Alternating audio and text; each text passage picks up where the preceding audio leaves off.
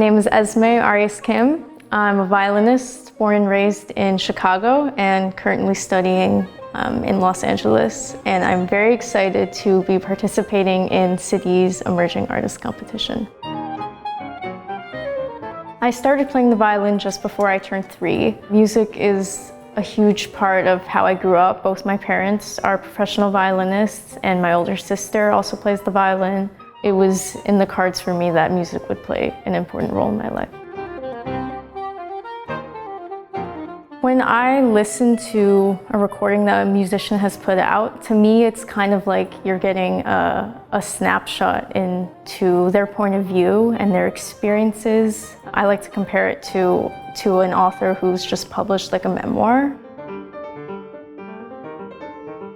When I first began thinking about the concept for this album, I had to define what a recording would actually mean to me personally. I think a lot of times musicians have this idea that a recording is like a final end-all presentation of your interpretation of the music or even your identity.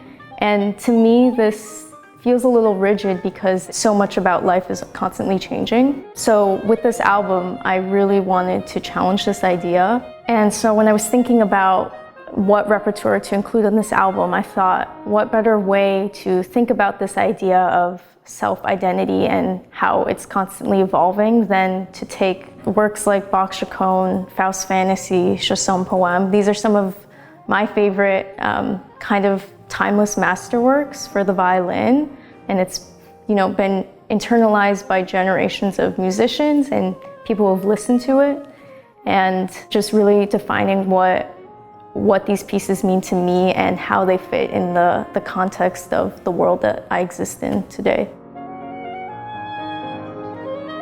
My hope would just be to inspire somebody else in their own process of forming self-identity. I think if I were to do this, I would feel very gratified by that.